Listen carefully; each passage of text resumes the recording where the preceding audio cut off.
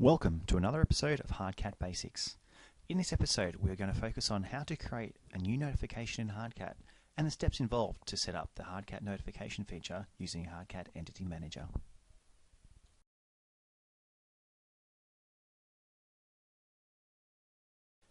There are two methods in which a user can access the notifications feature. The first is via the notifications icon on the desktop.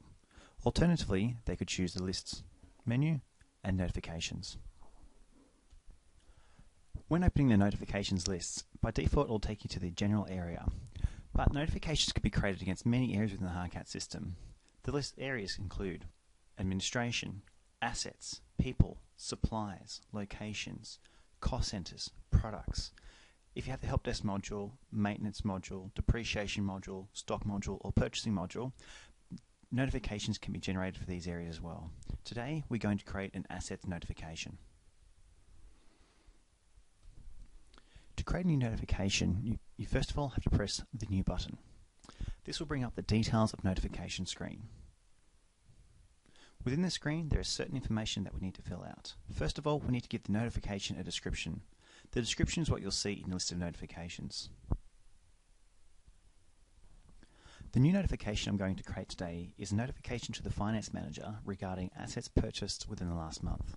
So therefore my description is going to be New Assets Last Month. The email subject line contains the header that will be displayed when the email is sent. In this instance, we'll just call it New Assets Last Month. The email body button brings up a details area, allows you to write text information that will be shown in the body of the email. The next step is to say who do you want to send this to. This can be either one of two methods, using a save search based on the person grid. Alternatively, you can select your person manually. In this instance, I'm going to select my person manually. To do that, I press the select manually and press choose. We have two options here. We can either add all people within a particular folder or just choose a person individually. I'm going to choose a person individually. To do this, I'm going to press the add button. And I'm going to select Melbourne Chief. Okay. This has shown me that Melbourne Chief has been selected and Melbourne Chief has been added to the all selected people. The next area allows me to select what reports or exports that I want to send out. In the fixed reports area, this gives you a list of all the fixed report definitions that your role allows you to see, what custom reports you're allowed to see, and what export definitions you're allowed to see and use. It's a matter of then selecting the report, export, or custom report that you'd like to use, and then applying a search result. I've previously created a search result called Purchases Created Last Month, and I'm going to apply that search result to each of these definitions. We also have the option of send even if no data. This way, the finance person will get an email every month, irrespective if assets have been entered or not. Finally, we get to choose the cycle.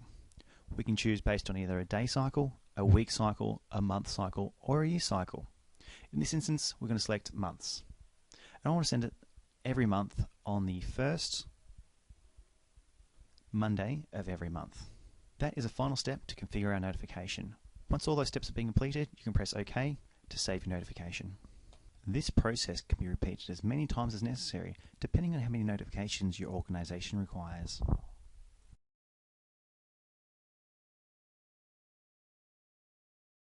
For the notification function to successfully complete, a few configuration steps still need to occur.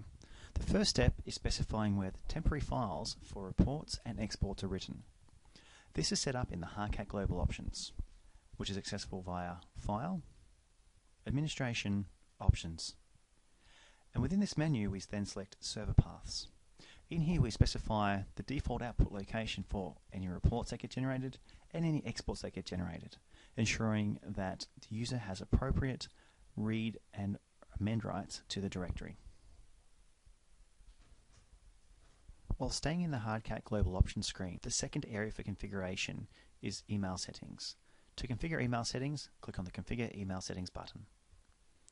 For notifications to work, the Automatic Emails section on the left-hand side has to be filled out and tested. You may need to speak to your IT department to get these details. The second step to ensure notifications are working is ensuring that the Hardcat Entity Manager is running as an application or as a service on a machine. If running as an application, the user has to ensure that the Enable Notification Scheduler is ticked on. By default, this will log into Hardcat every 10 minutes and check for new notifications if they need to be sent. The Hardcat Entity Manager program can be found in the same directory as the Hardcat application. Thank you for watching this episode of Hardcat Basics. If you have any other questions about anything you've seen in this episode, please don't hesitate to contact Hardcat support.